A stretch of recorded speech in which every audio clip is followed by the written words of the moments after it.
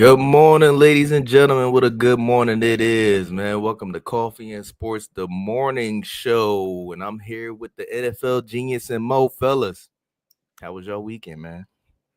Insanely good weekend, fun weekend, but somber ending. Mo, what's up, man? You look locked in today, man. How was your weekend, baby? No, I had a great weekend. It was a hot weekend. It was a stay in the house weekend. It was hot out there. Great NBA Finals. A disappointing Game 7, but we'll get into that. And as you are saying that, first topic of the day for our fans, OKC has captured their technically first NBA championship. With the new name and new city change, but they still got Supersonics history, so they technically have two right now until they bring the Sonics back. But anyway, I mean, we all didn't want to see Halliburton go down with Achilles injury that late in the season, man. With the game championship on the line, man, that's tough to watch. How do we feel about the series, Mo? I'm gonna start with you, man. Does this take SGA to a new height as a superstar? Winning league MVP, Finals MVP, Western Conference MVP. Sure, he had a great season, and mark it off as a great season. What he did in the regular season, the success they had in the postseason, and topping it off by winning the finals along with the Finals MVP. You can't take that away from him. He had a great season. And he's one of the best players in the NBA. All those accolades I can throw out there to him. So I don't have a dispute on anything you said. But a couple things can be true. He had a great season. They're now the reigning NBA champions. I don't think he's the best player in basketball. He's a terrific player. He's one of the best players in basketball. Gene, how you feel about this series, man? I mean, it's historical. It's the first time in 25 years where a guy's won the scoring title, won the MVP, won the finals, and won the finals MVP. Like, it's not easy to do all that. And not to mention, when you listen to him talk in the post-game presser, the guy could not be more complimentary of his teammates. He's bringing Jalen Williams over. Like, he's a great human being, good player, and even better person. Watching him. So, like, I'm happy for him, right? So one of the greatest seasons you will see. And I mean that not like by like he's the greatest player or like the greatest single season performance, but like it doesn't happen where you win the MVP, you win the scoring title, you win the finals, and you win the finals MVP. That's not real. It's happened 4 times in like the last 65 years. Yeah, that's crazy. So are you putting him in there with the great shit, man? I mean, no. He's not a top 50 player in the world right now. Like of all time, no. And people do that. Like I've seen somebody's like, well, he won the finals. He's now top 15 ever. Like what? What are we watching? Like he got the scoring title. He got the Western Conference final. He got regular season MVP, Finals MVP. Man, triple count of what? Four crown king out there, quadruple. He killed it this year, man. You think he's a greater player all time than Scottie Pippen right now? If his career ended tomorrow. I mean, it was some arguments going on, man. Scottie did play with Jordan majority of his career. He's number 32 on the list, but you talking about this. I said I think he's like 50 of all time. I don't think he's at where Scottie Pippen was. I don't even think he's reached where James Harden is. And James Harden's never won a championship. Like of all time. We're talking about a career's worth of stuff. We got to slow down. Oh, no. You don't think he topped James Harden by now? Like, no. The recency bias, man. I don't think he's topped Kyrie Irving by now. Well, Kyrie's different, man. I can't give you Kyrie, but James Harden, that's a questionable thing for me, man. Because, him and Russell, they was dogs, but I don't think they had the mentality to want to win championships. Like, they didn't feel like they want to be actual team players. It was like forced assists. Situations matter, Carmike, and I think that SGA being in a situation he's in with the front office that he has, with the coach that he has, and with the supporting cast that he has, it matters, bro. I understand that, But you don't think the others, like, if they would have tried to push their team to be better, they could, like other greats did. Like Kobe had to realize, hey, I gotta push my team. Jordan realized, I gotta push my team. I can't win this by myself. You know what I mean? In those clutch moments, you needed John Paxson, Robert Horry. You need Steve Kerr. You need those people to step up in big moments. And if they're not getting opportunity, such as Russell and James Harden wasn't giving their team opportunities, you're gonna lose. That's a tough way to look at it. Look, I think Russell Westbrook and James Harden historically are great players, especially if you're looking at their accolades and numbers they've accumulated.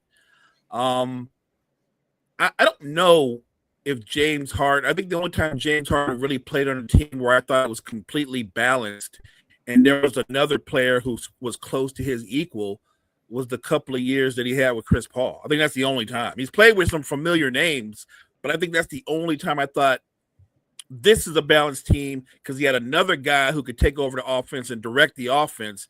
That was the only time in his career he dealt with that. So the criticism we throw at James Harden is warranted, but situations like Gene alluded to do matter. I don't think James Harden was always put in the best position for James Harden. With Russell Westbrook, I think it's different. As statistically dominant as Russell Westbrook was, Russ was not a winning basketball player. He's one of the worst basketball players in late game situations in NBA history. He just is. So it's not about his teammates. It's more about what he wasn't. That's what but I'm saying he didn't have what was it? Did he not have faith in his team to execute in the clutch? I just don't think he was mentally strong enough, if I'm being completely honest with you. I think that his mental NBA capability is just not up to par. So I seen, some things online. One thing was that SGA was one of the worst MVPs. The reason behind this topic is SGA has been labeled as a foul merchant, and he gets pretty much a lot of offensive calls with the excessive push off with moves. And basically the guy was saying that he don't really have a real bag to score. He's just doing a lot of push offs, offensive fouls, and they're not calling, and he pretty much getting all the calls, man. Gene, talk to me about how you feel about this. That's an absolute wild statement. I don't think he's the worst MVP in the last 20 years. I think he's like, you had Derrick Rose won an MVP and shouldn't have won an MVP. Steve Nash won 2 MVPs. That's SGA 100% clears. Like, look, we can look at Nikola Jokic and the numbers that he's put up and have a recency bias or what Giannis did. But you want to talk about foul merchant? James Harden was that exact same foul merchant and won MVPs. Russell Westbrook won an MVP. And look, Russell Westbrook was incredible, but as inefficient as he was, SGA's MVP is definitely better than Russ's. I completely disagree with that statement. I think SGA deserved the MVP this year. I think he was the best player on the best team, and I don't think he's anywhere near the worst MVP. Mo, what you think, man? I feel like the same people that build you up tear you down. SGA last season he averaged 10 free throw attempts per game. He actually averaged more free throw attempts per game last year, and nobody was calling him a foul merchant. So I think people were ready to pounce on him. He's not.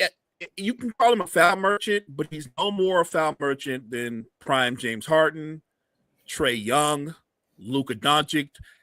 They're all foul merchants, and to their credit, they're great offensive players who are taking advantage of the rules of today's NBA, and there's nothing wrong with that. He's doing the same thing. He's a great player, and he deserves all his accolades. Anybody that think he's the worst Finals MVP or MVP in the regular season, that's crazy talk. I think he well deserved MVP this season. And even though I would have voted for Joker last year, he was a legit candidate last season as well. So I totally disagree with that.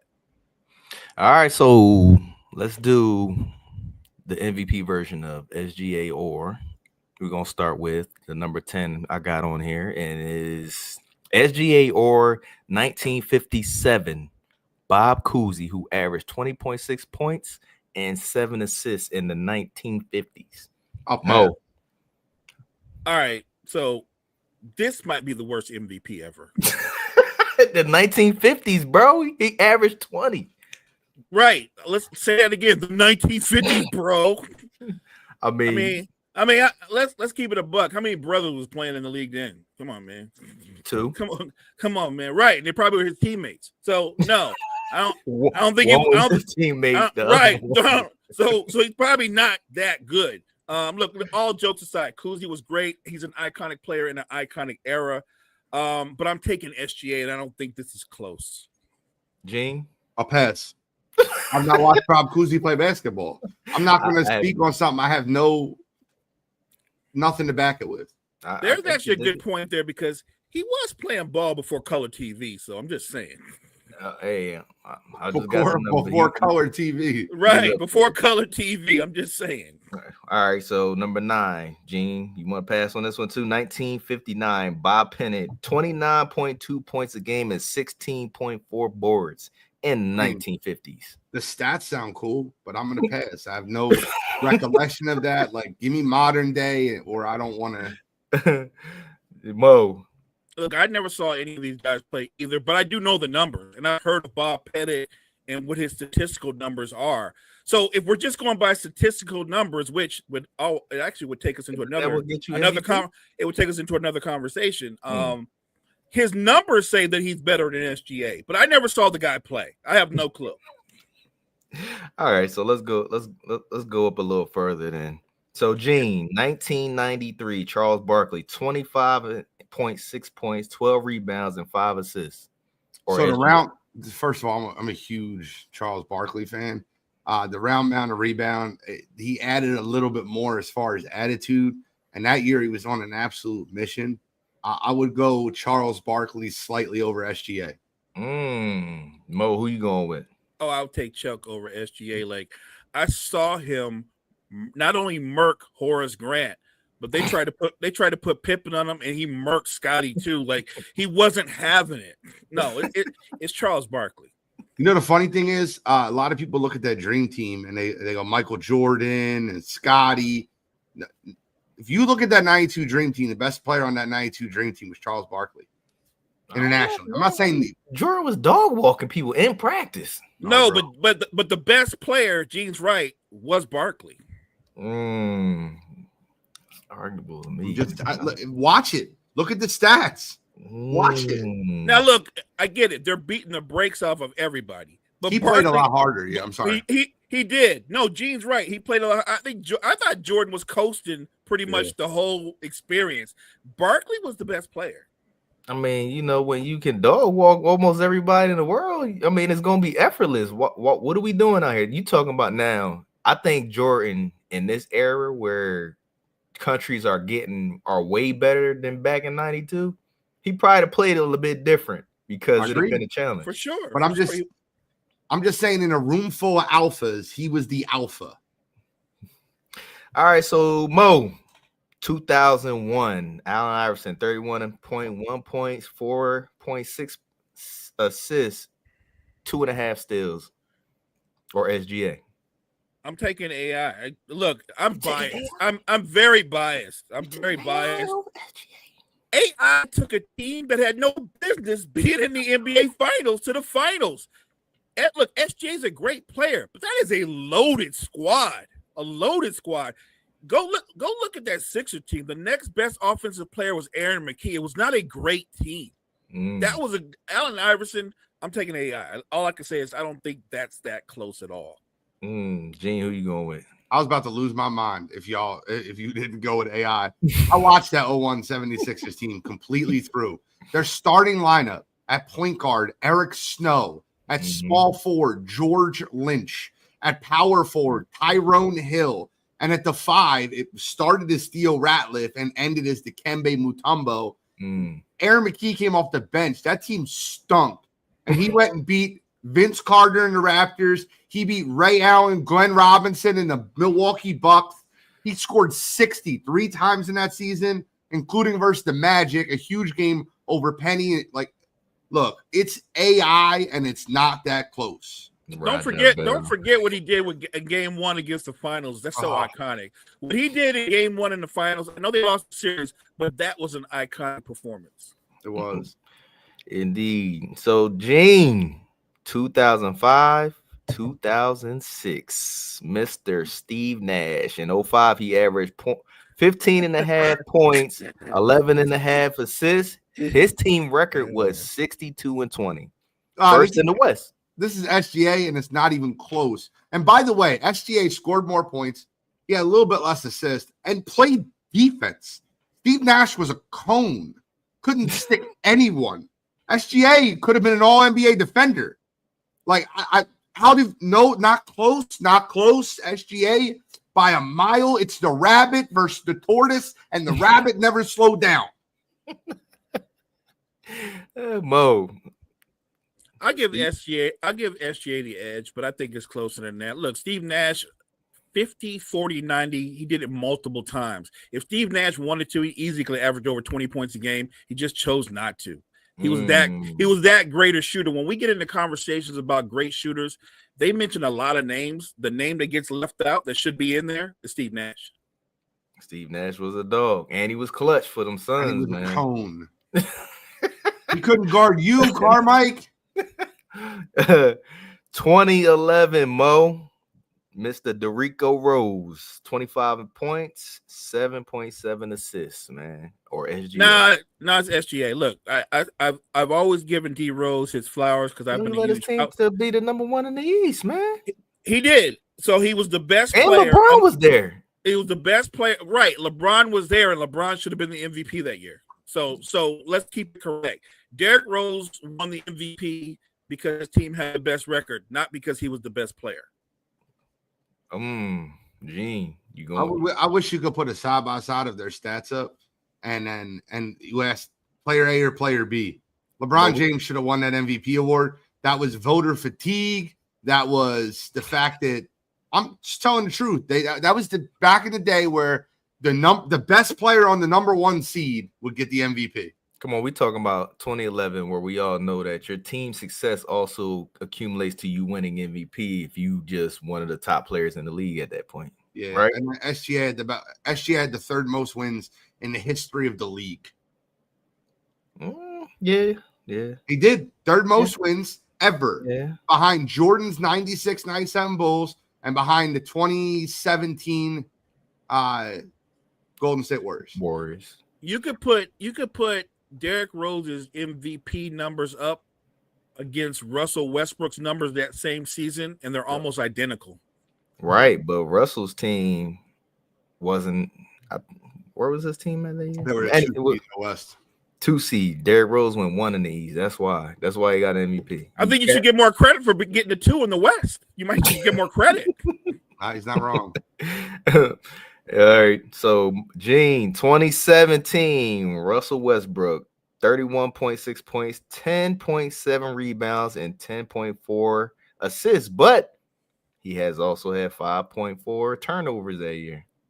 So I think Russ's MVP year is listed as better statistically. I think SGA is the better player during his MVP year. If you watch Russell Westbrook that year, and I'll be the first person. I started the stat padding. I was like, oh, there you go, stat padding again. There you go. Like, I said that year of halfway in, how they used to like defer rebounds to him to get him to triple doubles. Yeah, I'm not. It's SGA to me. And maybe it's a little haterade in my blood, but Russell Westbrook I felt like it was stat padding. It was. I seen it because you talking about Steven Adams, who's one of the best rebounders out there as a center, and he was just sidestepping and letting Russell get the board. He was boxing out. But Mo, Russell, SGA. It's easily SGA. Look, all due respect to Russ, you guys both just pointed it out. Steven Adams was acting like a pulling guard, and Russ was a running back. he was clearing out, holding people off so Russ could get a running start and snatch rebounds. Look, Russell Westbrook will go down statistically as one of the greatest players ever without being that great a player. It's a tough thing to say, but it's the truth. Nice. My last one on the list, Mo, 2018, James Harden, 30.4 points, 5.4 rebounds, 8.8 assists, but 4.4 turnovers. SGA, James Harden.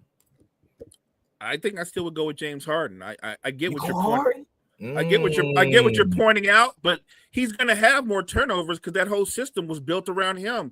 He's a ball dominant player. The ball's always going to be in his hands, and that's how he played. And I'll say this: I didn't think you could win that way, at least not in the postseason. But it's a regular season award. In the regular season, for like a 4, maybe 5 year period, James Harden was a dominant player.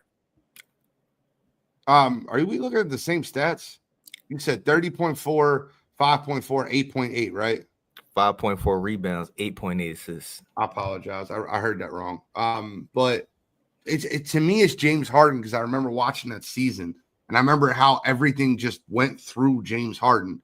I think he was the most valuable player in the league that year. And it's funny because that was the year where it was him and Giannis finished first and second for like 3 straight years, like 18, 19, 20. I thought it was him and Russ. Wasn't it him and Russ that was finishing first and second? Because they was battling with the because Russ had 4 straight triple doubles. Maybe it was 19 and 20, but I remember James Harden went on a 3-year run that I thought he was the most valuable player in basketball. So wait, pause. Mo, you give James Harden credit. He was ball dominant, but Steve Nash was also ball dominant, but didn't have as many turnovers. He averaged maybe 1.5 or 2 turnovers. You averaged half the points. I think Carmike, I think you're aiming your question towards the wrong guy. I think you want that towards Gene. Yeah.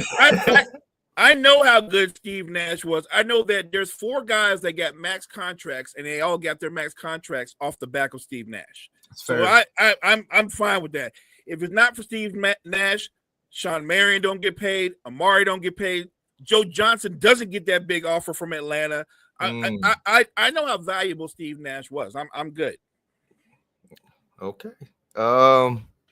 Jane, 37-year-old Kevin Durant has been traded to the Houston Rockets for Jalen Green, Dylan Brooks, and the number 10 pick of this year, and 5 second-round picks. I don't understand what the point of the 5 second-round picks was. Like, you're talking about 37-year-old Durant, but Katie's old, but I guess it was a good trade for the Rockets, man. How do you feel about this trade, Gene, for the Rockets? It's a great trade. It's an incredible trade for the Rockets. You got to think about what they gave up. They gave up Jalen Green, who didn't show up in the moments and who hasn't shown up in the moments. Dylan Brooks, who's a rotational player. Don't take this the wrong way. Dylan Brooks played great for the Rockets, but Cam Whitmore is going to step right in that role, and we're not going to worry about Dylan Brooks being gone. I just believe that. And when you look at the situation over in Houston, they were missing one thing this year. When they needed a bucket, they didn't have a guy that can go out and get them a bucket. Kevin Durant will be that guy. Now, I believe, like we talk about, we believe in Joe Hendry. I believe in the coaching staff of Ime Udoka and the Houston Rockets to be able to set this team up for success. I think that right now, Oklahoma City's got to be the favorite to win the NBA Finals next year. But a close second right now is the Houston Rockets with Van Vliet, Amen Thompson, Alfred Sengun. I love what Houston did there. I felt like they didn't have to give up anything to get Kevin Durant with a young team, with a very good head coach that will demand respect. He will not bully this head coach. He will not get this head coach fired. I love it. I absolutely love it for Houston. Mo, thoughts on this trade? You got Kevin Durant without really giving up a core piece. They got Amen Thompson. They got Tari Easton. I think Cam Whitmore is the guy that you forget about. Like, he's a walking bucket right now. If he gets his head on straight, Cam Whitmore can I think he's a better talent than Jalen Green. I think he's a better talent than Jalen Green. And he could be a better player quite easily. But you about to start your Jalen Green hate? I don't have to start it. I don't have to start it. Houston proved me right. They didn't hesitate to get rid of him. They shipped him off first thing smoking. Look, the Rockets needed somebody that could close from them. They have every aspect you need to be a championship contender. What they didn't have was a closer. Adding Kevin Durant, it gives you a closer. So Mo, where does this trade leave the Suns, man? They currently are running with a three core of Booker, Beal, and Jalen Green. I don't know, spiraling towards the lottery, I guess. I don't know. Look, I'll say this. This is where you might call it Jalen Green hate, but I'm just going to be honest. I don't think Jalen Green's better than Bradley Beal, and I'm not a big Bradley Beal fan. I'm not. Jalen Green, I don't think he's better than Bradley Beal. I don't think the Suns will be the worst team in the league, but what does this trade do? Give them a shot to maybe make the play in? I'm guessing they miss the playoffs next year as well. I just don't think they're well constructed. They're trying to avoid what they need to do. They're trying to avoid a rebuild, and they need to rebuild. Gene, where does this leave the Suns, man, with this trade with the core of Booker, Beal, and Green as their core? That's not going to be their core. I think that they built the trade to build around Jalen Green. I think that this offseason you'll see Booker moved, and Bradley Beal is an unmovable contract. Let's just say build around Green. Wouldn't you want to build around Book? He's 23. But I think Book's they're going to 30. Book's 30. I think they're going to move Book. I Good think for they're Book. Replenish. I think they need to replenish. I really do. I think that Phoenix needs to restart, recoup some of those picks, get value, get younger, and rebuild as a whole. Tear it down so you can build it back up. And you don't need a 30-year-old Booker is your best piece. You might have to use Booker to get rid of Beal. You might have to be able to use that absolute, to get rid of that contract. Look, I think Paul George is one of the worst contracts in basketball, and he is. And Bradley Beal's got a worse contract than Paul George. He's unmovable. If you called anyone in the league and we're like, Bradley Beal, click, hang up, we're not talking. I don't know, because I think it's mainly because Bradley Beal he has a no trade clause. I don't know how he got one, but he got one. Yeah. So he ain't going nowhere. He ain't going nowhere. I think he hit the more in line with the little laughing emojis and stuff, talking about no trade clause. I'm not going nowhere, bro. I'm taking my bread. Listen, Steve Nash did the same thing for the Lakers. Everybody forgets about that. Man, he was 50 in a rocking chair. A contract and said, I worked my whole career for this contract, and I stink now, and I'm good. I'm going to collect the paycheck. I'll never forget that interview where he basically just said exactly what it was. Yeah, but I think he was just riding a wave, just like Gary Payton and Karl Malone did, and the Lakers got swept. I think what Bradley Beal is doing is he's pushing the Suns to buy him out. It isn't that he doesn't want to leave. What he wants to do is leave with all his cash. And he wants to be able to dictate where he goes. So in order to give up the no trade, he wants them to buy him out. Completely agree with Mo. So Gene had an ongoing debate. He wants to talk about Cat or Sengun. Gene, walk us through this debate you was going through. All right, so I was on a debate through TikTok yesterday, and I wanted to get Mo's opinion on it. I would love Brett's opinion. I'd love yours, Carmike. And we were talking about Sengun, and they asked if Sengun was a top 10 big in the league. And I said, yeah, 100%. He's 22. He's going to be 23 next year. Going into next year, Sengun, yeah, dude, he's got a lot he needs to work on. And somebody brought up Cat, and I said I would take Sengun over Cat going forward, and I would not think twice. And I got a couple people laughed out the building at me, and I'm like, guys, I don't know what you're watching. And they start reading stats from the Eastern Conference Finals. And I said, if you watch Game 6, Karl Anthony Towns was the worst player on the basketball court. I think that Sengun's not a great defender. He's not. But Karl Anthony Towns makes Sengun look like a better defender. And I think I would take Sengun next year, the following year. I think with Ime Udoka and the way that system is structured, I think Sengun's going to be a much better player than Karl Anthony Towns. For next 3 years, I don't think it's close. I think we'll look back at this debate and laugh that we had it. True.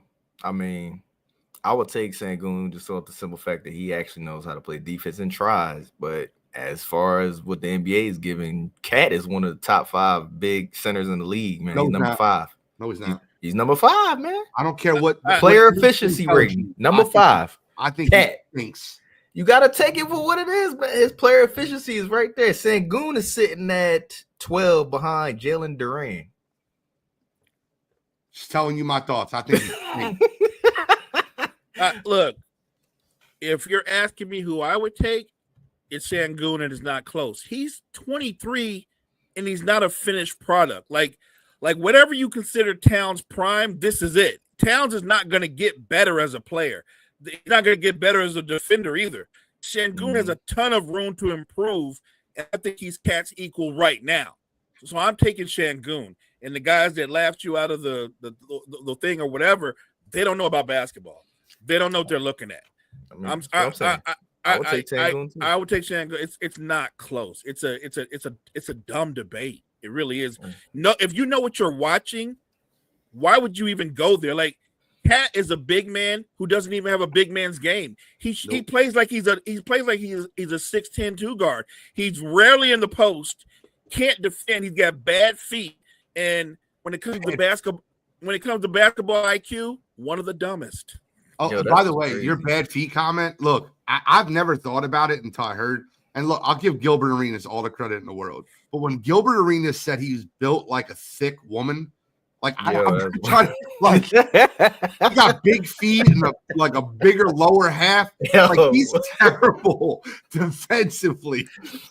Look, you know what I don't understand, man, is how Cat walked his game back from being an actual center. Because before Jimmy Butler came to the Timberwolves, he played big in the post, like post scoring big. He worked on his 3-point game, and when he started making threes, he thought he was a 3-point shooter. And by the way, you brought up Karl Anthony Towns being 5th in PER. Do you know who was 6th in PER, only playing 19 games? Your boy, man. Your boy. Joel Embiid. And I'll go a step further. If you watch Zubac this year and you tell me you wouldn't have Zubac over Karl Anthony Towns, I don't know what you watched. I'm sorry. Maybe I'm a Cat hater. But I would take efficiency, a ton of players.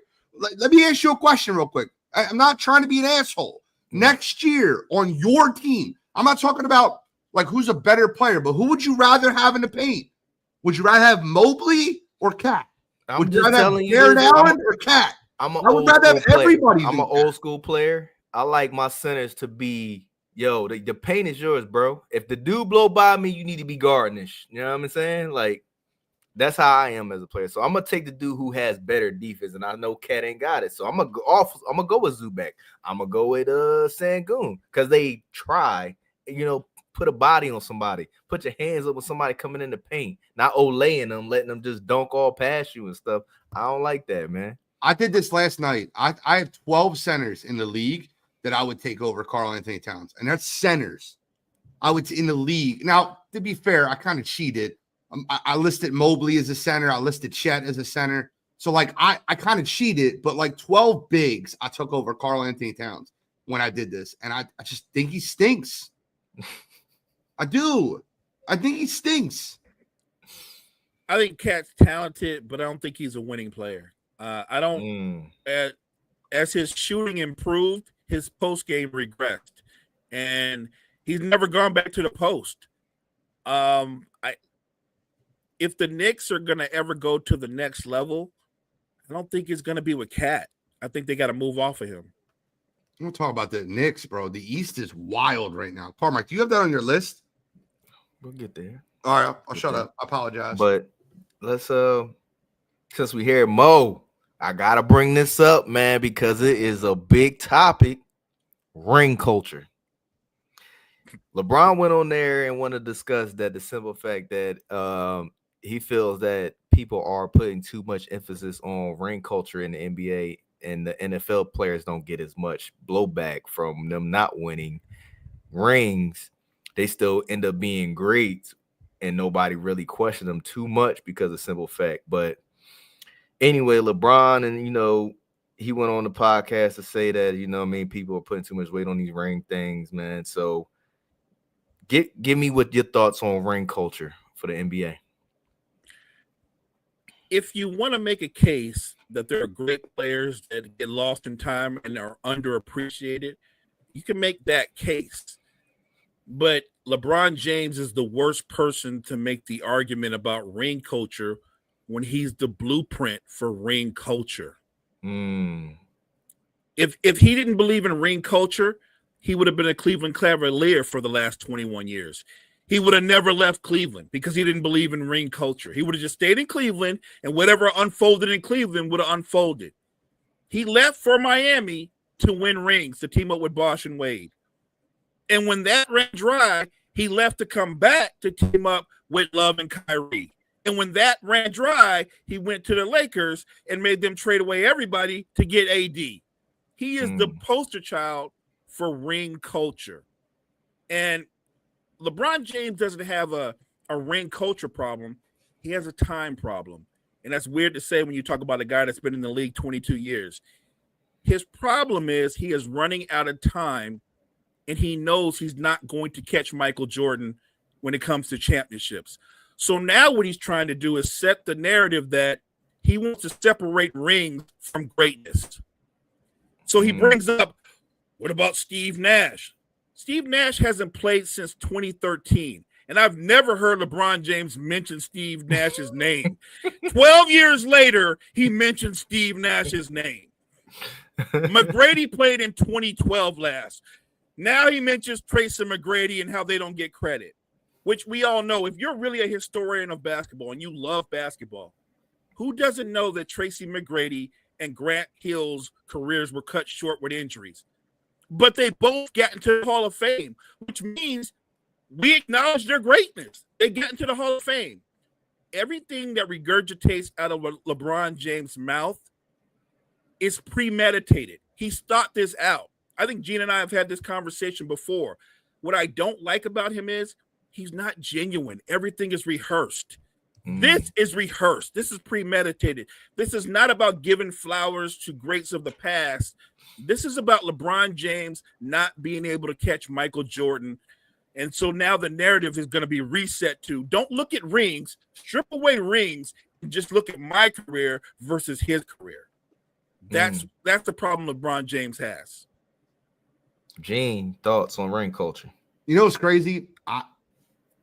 I've agreed with the premise that rings are a little overhyped for years.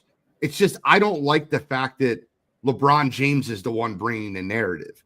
Like me and Mo talked about this the other day, and I'll say it again. I kind of agree with a lot of his points. The problem is it's the wrong guy delivering the points. That's where I have my issues. I think rings are definitely overhyped. I think for you to say a player is better than another player just because they got a ring, I'll give you an example. A lot of people have Dirk Nowitzki listed ahead of Charles Barkley on their all-time power forwards list. And the reason they have Dirk Nowitzki listed above Charles Barkley on their all-time power forwards list is because Dirk finally got over the top and won a ring. I watched Charles Barkley play. I watched real quick. Charles Barkley did have a great career, but did Dirk not have one of the greatest careers in that season? He swept the Lakers in that year. He dog walked a lot of people in that and to get that ring. He had a great season. 100%. He was legendary that season, man. Like it was nothing you could do with this dude. Like he would not be denied this ring. You got to respect that kind of competitiveness. I do. To get a ring with the team he had. Who was his second best dude? What, Jason Terry? I do. Oh, don't go that far. He was on that team. He was. But it was 40-year-old Jason Kidd. What was it? My man JJ Barea. Barea came off the bench as a sixth man. Wasn't the Matrix on that team too? Sean Marion was like 30-something years old. He wasn't the Matrix. That wasn't the Matrix. That wasn't the Matrix. That's what I'm saying. He had older dudes, but he was dog walking people. There's nothing you could do with Dirk at that year. He deserves credit. I'm not. He deserves credit, but my point being is, I don't look at them as better. I don't look at him as better than Charles Barkley, and it's the only reason people list him ahead of Charles Barkley is because he won a ring, and I don't agree with that. And I think that look, there's balance to this though, right? Because if you're gonna go off of what LeBron is saying or what Gilbert and other people are saying, that's like saying universally most people think Tim Duncan is the greatest power forward of all time. But if you strip away his titles and you go his career versus Karl Malone's career, then Karl Malone's the greatest player of all, power forward of all. Like I think rings can be overblown, but everybody. So all the guys in the Hall of Fame are Hall of Famers, but they're not all the same. They're not all the same. Vlade Divac is a Hall of Fame NBA center, but he shouldn't be sitting next to Wilt Chamberlain and Kareem Abdul-Jabbar. If there's levels to it, you can't strip away the fact that rings do add to greatness. That's crazy. T-Mac could have took the high road the other day in that debate they were having, and he could have said, "Yeah, if I had to play with Shaq, maybe I could have won some rings like Kobe." But he said it matter-of-factly, like, "Give me Shaq, and I would have won rings too." I don't know that because I don't believe because I think T-Mac is like his cousin. I think T-Mac was as talented as anybody, but Vince Carter was as talented as anybody, but they weren't dogs. Both of them had a lot of quit in them. They weren't Kobe. And to try to imply that you're the same as Kobe, no, you're not.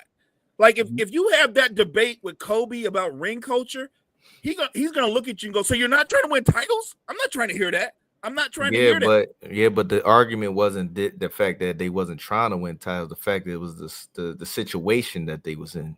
Every career plays out different, Carmike. I get it. Like if you switch T-Mac was, if you go back when Kobe was first winning his titles, T-Mac was the better two guard in that era before Kobe went solo. Kobe realized he had to go solo for people to start recognize his greatness. So it was two ends of the spectrum. I don't agree with that at all. Kobe happened to be playing with Shaq, yes, and Shaq won those finals MVPs. Come on, we both Lakers fans. You know Kobe ran Shaq out of there, bro, because he knew better. He didn't want to be Robin. That might be true, but if you looked at those playoff runs, Kobe was just as productive as Shaq. Kobe was not a sidekick. You want to say that Shaq was the number 1A option? I don't disagree with that, but go back and look what Kobe did.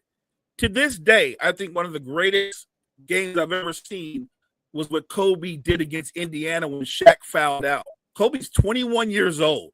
Shaq fouls out. The Pacers start celebrating like, "We got this." Kobe turns to everybody and goes, "Calm down. I got this." 21 years old, took over the NBA Finals. That was the key game. T-Mac is not cut like that. Vince Carter was not cut like that. Everybody is not Kobe Bryant. I don't know. Anybody who can score the way T-Mac scored in the final seconds of a game and carry a team, he got that gene. Was that a playoff game or a regular season game? It was a regular season game, but T-Mac was that dude, though. T-Mac was lethal in the regular season, but he wasn't so great in the post. Like, every career doesn't play out that way. And here's the thing. We can't base comparisons on what if. And you know what? You was crazy to me, Mo? You talk about that one game Shaq got fouled out, but you gonna still say the same thing about Magic when he had to play center that one game in the playoffs and was dog walking? Well, Magic should get all the credit in the world for what he did in Game 6. But if you actually look at those NBA Finals, the best player in that Finals was Kareem Abdul-Jabbar. And the best player in the Finals was Shaq. He averaged 30 and 15, which means he was dogging them. Shaq was going up against Rick Smits, he went up against Mutombo, and he went up against Todd McCullough. Those were his matchups. You talking 3 straight years in a row, he got Finals MVP. Right. 3 straight years. Right. So he went up against the Brooklyn Brawler 3 straight years. Kobe Bryant went up against Reggie Miller, Allen Iverson, and Jason Kidd. They're not the same. They're not the same at all. If you forget, in the Sixers series also, Shaq fouled out with 3 minutes left versus the Sixers in Game 4, and Kobe took over down the stretch in a game that everybody in Philadelphia thought it was going to be 2-2 going into Game 5. Like, same situation that happened versus Indiana. We were all celebrating. We all thought we got to get Shaq out of the game. As soon as he got fouled out of that game, we thought we won. And, same thing happened to us, too. I love T-Mac, and I respect Barkley, but LeBron's making a false argument. T-Mac's in the Hall of Fame. Barkley's in the Hall of Fame. So who's sleeping on their greatness? They're in the Hall of Fame. Tell me what great player has not been respected? LeBron is talking about himself, how people won't put him above Jordan. That's why he brought it up. 100%. You know that, and I know that, right? That's what we've been saying. You know it, and I know it. Look, this is not about LeBron giving a damn about other players from the past. This is LeBron saying, "Don't forget about me." Mm-hmm. True. Gene, the NFL GENEius. Ravens signed 28-year-old Jair Alexander to a 1-year, $6 million. That's a steal, if you ask me, man. How do we like this pickup for the Ravens, man? And does this make them the favorite to go to the Super Bowl this year? I mean, they are the favorite to go to the Super Bowl in the AFC. They are. There's just no. It does it. Let me ask you this: How are they the favorite when Lamar clearly cannot get past Mahomes? Bro, not never. Favorites and what happens don't always work the same. The Ravens roster, and I feel like Lamar's running out of excuses. I think he ran out of them last year. The Ravens roster is better than any roster in the AFC, and it's not close. Not close. I'm going to ask you a question, just like I did this with the Eagles. They have the best secondary in football. No one can argue that. They have Nate Wiggins, former first-round draft pick. Malachi Starks, first-round draft pick. Kyle Hamilton, best safety in football. Jair Alexander, just a couple years coming off being the best corner in football. Marlon Humphrey, former All-Pro. Roquan Smith, if he's not top 3 linebackers in football, I don't know where you have him, top linebacker in football. You have Nnamdi Matabuke, who's one of the best edge rushers in football. Then you go to the offensive side of the ball. You have Linderbaum, Ronnie Stanley, both 2 top 15 offensive line in football. You have the second best running back in football. You have a 2-time MVP. And then we're going to talk about his wide receivers. Zay Flowers, first-round draft pick. Rashad Bateman, first-round draft pick. DeAndre Hopkins, first-round draft pick. What are we talking about? They're the favorite because they have the best roster in the AFC. Now, will Lamar get them over the top? I don't blame Lamar for what happened this year. I blame Mark Andrews. Mark Andrews dropped the ball that was directly in his hands and fumbled it, and then dropped the ball dropped the ball that was directly in his hands and fumbled it. And then they got the ball back again. They score a touchdown. They throw him a pass to you, me, Mo, Kyle, Key, Jory, anyone on this panel would have caught. And he dropped for a 2-point conversion to tie the game. I don't blame Lamar for this year, but he's running out of excuses. So you're not going to blame Lamar for putting him in that situation for the game to be that close, because he did have some key turnovers, which put him in the predicament. 2 turnovers in the first half, and he had every opportunity to fold in that game, and he didn't fold. He played like a bat out of hell in the second half of that football game. Yeah. It was the best half of football I've seen Lamar play in the playoffs ever. Mo, what you think, man, about these Ravens? And they're going to be one of the top teams in the AFC, and they're going to be right there in the picture when they talk about the AFC Championship game. With the Ravens, I don't question how many games they're going to win or if they're going to be there. They're going to be there. The question is, are they going to get over the hump? And until proven otherwise, I don't think they will. I think they'll be one of the top offenses, top defenses, and everybody will be talking about this year is different. But I think you're going to get the same results. I'm not rooting against Lamar Jackson. I think it would be great if he got over the hump and won a Super Bowl. But I'm with Gene on that he's running. I don't think he's just running out of excuses. I think he's running out of time. So who y'all have as the second team that they're going to compete against when they make it to the AFC Championship this year? I'm totally different than you guys. I guarantee it. I'll let you guys go first because where I have. Go ahead, Gene. Go ahead. No, I don't want to spoil the surprise.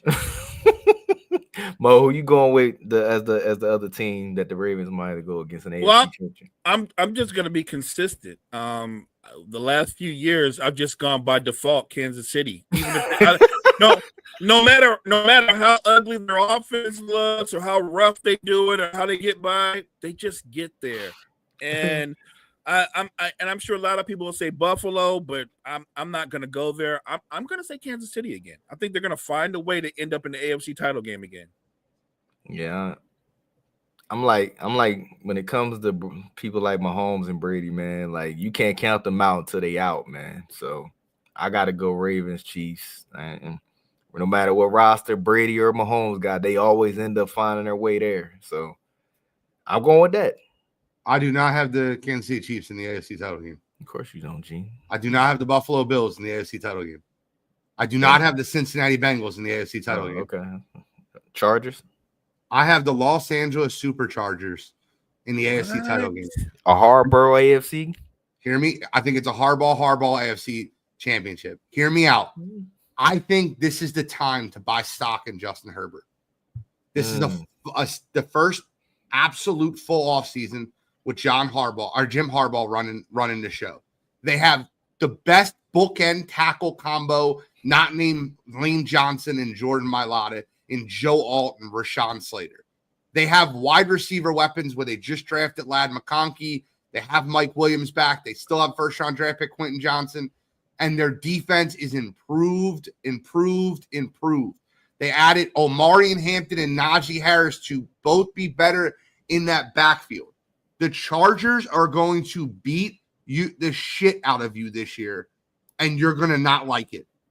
And buy your stock.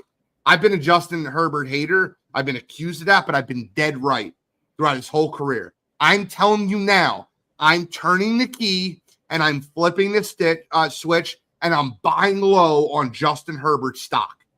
Go buy low on Justin Herbert stock because this is the year he breaks out. You got to remember, his entire career, he's played with the worst coaching ever with Brandon Staley. He had 1 year with Jim Harbaugh, and they've redesigned the way that offense looks, and they're playing complementary football with that defense. I think this offseason, you see the Chargers take a step forward, and the Chargers not only go to the AFC title game, but win the AFC West over the Chiefs. I think I can see the Chargers making a deep playoff run just because I'm a big fan of Jim Harbaugh. And I do agree. I think he will make Justin Herbert better, but he'll make him better because Jim Harbaugh is a run-first coach. They're going to run football over and over and over again. So I guess you'll see a more efficient Justin Herbert, but I don't think he's going to put up crazy numbers. No, I agree. I don't think he'll put up crazy numbers, but I think winning. So how many years did Tom Brady put up crazy numbers? The year he had with Moss, he really didn't put up crazy numbers throughout his career. He was efficient. They ran the football. They played complementary football. Their offense and their defense matched each other stylistically. I think that's what's going to happen this year for LA. Yeah, hold up. But you can't, I can't compare what Brady's situation to Herbert, because when the time came and Bill was like, yo, Brady, you got to go win us this game, Brady stepped out and had mad clutch games. I don't see Herbert being that. His mentor was Phillip Rivers. You haven't had the opportunity to see that yet with a good coach. Because his mentor was Phillip Rivers. He was already embedded with the Phillip Rivers gene. Bill Belichick was the coach of Tom Brady throughout his career. Jim Harbaugh has only been the coach of Justin Herbert for 1 year. Before that, he had Brandon Boom Boom Staley. I'm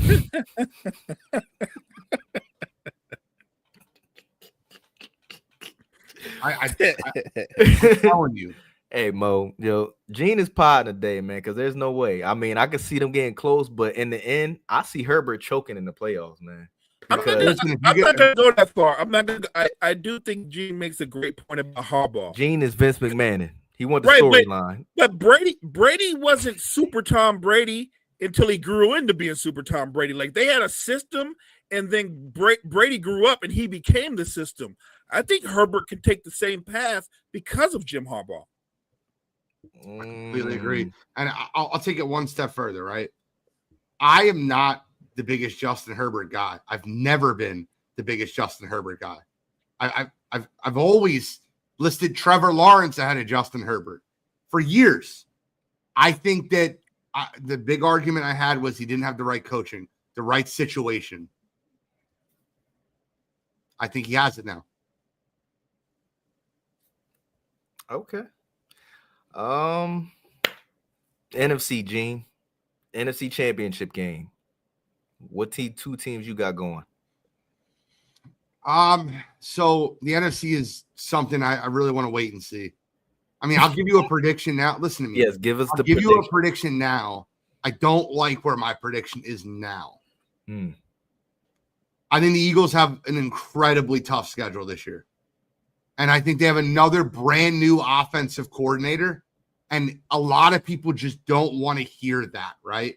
Like the Eagles fans just don't want to hear that they're going to have to adapt to another offensive coordinator.